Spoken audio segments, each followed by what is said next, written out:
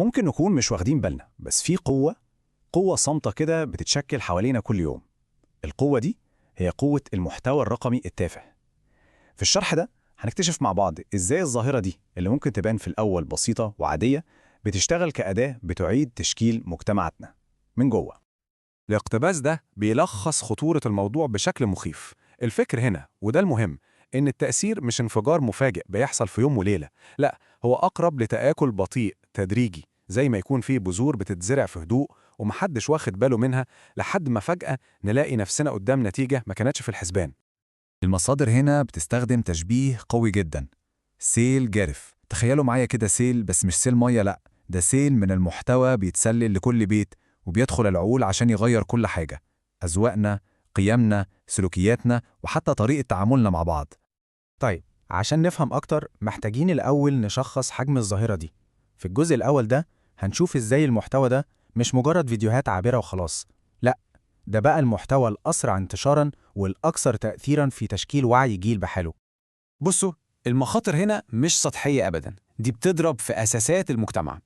أول حاجة، تآكل الذوق العام والقيم المجتمعية. تاني حاجة، ويمكن دي الأخطر، تهديد مباشر لكيان الأسرة. تالتاً، إضعاف الإبداع والثقافة الحقيقية. وأخيراً، تفكيك هويتنا كمجتمع. لما نفهم المخاطر دي كويس هنعرف نبدأ نواجه صح. تمام، عرفنا حجم المشكلة. السؤال الأهم بقى هو إزاي ده بيحصل أصلاً؟ إيه الآليات اللي شغالة في الخلفية؟ في الجزء ده هنبدأ نفكك الآليات الخفية دي، زي ما نكون بنفتح غطا موتور عربية عشان نشوف إيه اللي بيحصل جوه بالظبط. شوفوا الآلية دي عبقرية وفي نفس الوقت خطيرة جدا: إعادة التغليف. يعني إيه؟ ببساطة شديدة بيجيبوا سلوك سلبي خالص زي التنمر أو الوقاحة ويحطوه في غلاف جديد لامع ويقدموه على إنه شجاعة أو قوة شخصية أو خفة دم. ده مش مجرد تغيير في الأسماء، ده قلب كامل للمفاهيم. طيب السؤال هو، إزاي حاجة كانت مرفوضة تماماً في المجتمع بتتحول لحاجة مقبولة والناس بتعملها؟ العملية دي بتمر ب5 مراحل نفسية. بصوا معايا، بتبدأ الأول بالصدمة ورفض الفكرة، بعدين الموضوع بيقلب بضحك وهزار فخطورته بتقل في نظرنا، بعد شوية من كتر التكرار بيحصل القبول ويبقى شيء مألوف. المرحلة اللي بعدها أخطر، إننا نبدأ ندافع عنه ونبرره، وفي النهاية ودي الكارثة، من غير ما نحس بنلاقي نفسنا بنقلد السلوك ده. رحلة تطبيع كاملة. وهنا بقى بندخل على آلية تانية خطيرة جدا: القدوة. بتظهر ظاهرة غريبة بنشوفها كلنا اسمها المشاهير بلا قيمة، يعني ناس بتحقق شهرة وفلوس ومتابعات بالملايين، لكن لما تسأل إيه الموهبة؟ إيه الرسالة اللي بيقدموها؟ مفيش أي إجابة، وده طبعاً بيضرب في صميم طموحات الشباب. وده بيخلق سؤال مدمر في عقول الشباب، السؤال اللي شايفينه قدامنا: ليه أتعب واجتهد وأتعلم لو الشهرة والفلوس ممكن تيجي بسهولة من مقطع فيديو سخيف؟ السؤال ده لوحده كفيل إنه يهدم قيمة العمل الجاد والتعليم عند جيل كامل. طيب، كل اللي فات بقى كان على مستوى الفرد. تعالوا بقى نوسع الكادر شوية ونشوف إزاي التأثير ده بيعمل موجات بتضرب في المجتمع كله. هنشوف إزاي ده بيأثر على كل حاجة، من أول الأسرة لحد اقتصاد البلد. المصادر بتوصف الأسرة بإنها اللبنة الأولى في النسيج الاجتماعي، والمحتوى ده بيهددها بشكل مباشر جدا. إزاي بقى؟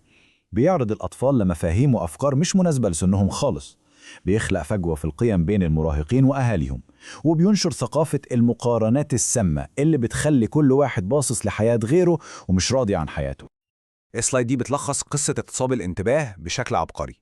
بصوا كده على الميزان، في كفة عليها الفن الهادف والمحتوى العميق، والكفة التانية عليها المحتوى السريع الصادم. الخوارزميات بتكافئ مين أكتر؟ طبعاً المحتوى السريع، والنتيجة الفن الحقيقي بيتهمش، الإبداع بيموت، والمشهد الثقافي كله بيتحول لساحة كبيرة بتكافئ السطحية والتفاهة. طيب، حللنا وفهمنا المشكلة، نيجي بقى للجزء المهم: الحلول. وهنا الفكرة مش إننا نمنع ونقفل، لأ، الفكرة إزاي نبني مناعة أو حصانة مجتمعية ونخلق بيئة رقمية صحية أكتر. حجر الأساس في أي مواجهة وأول سلاح هو اللي بنسميه التربية الإعلامية. يعني إيه؟ يعني ببساطة إن كل واحد فينا يكتسب مهارة التحليل والنقد، بدل ما نكون مجرد متلقي سلبي بيصدق أي حاجة بيشوفها. لأ، يبقى عندنا فلتر بنقدر نميز بيه بين الغث والسمين. وبالنسبة للأسرة، الحل أكيد مش في المنع وخلاص، لأن كل ممنوع مرغوب، وغالباً ده بيجيب نتيجة عكسية. الحل في الرقابة الواعية اللي أساسها الحوار المفتوح. إننا نتكلم مع أولادنا ونشاركهم في فهم المحتوى اللي بيشوفوه، مش مجرد أوامر وقرارات فوقية. على مستوى البلد ككل بقى، المصادر بتقترح استراتيجية متكاملة ليها 3 ركائز أساسية. الأولى لازم ندعم البدائل الكويسة والمحتوى الهادف. التانية ننشر ثقافة التربية الإعلامية دي في كل مكان، في المدارس والجامعات. والتالتة يبقى فيه قوانين وتنظيم ذكي يحمي المجتمع من غير ما يخنق حرية التعبير. ويمكن دي أهم نقطة في كل الحلول. المواجهة الحقيقية مش بس إننا نحارب الوحش، الأهم إننا نزرع الحلو. الهدف الأسمى هو إننا ندعم ونمول ونروج للمحتوى الهادف والملهم، عشان هو اللي ياخد الساحة ويبقى منافس حقيقي وجذاب للناس. في النهاية القصة كلها بتتلخص في سؤال واحد مهم ومباشر. كل لايك وكل شير وكل متابعة هو في الحقيقة تصويت، بنصوت على شكل المستقبل اللي احنا عايزينه. فالسؤال اللي لازم نسيبه مع كل واحد فينا هو: احنا بنختار نبني مستقبلنا وثقافتنا بأي نوع من المحتوى؟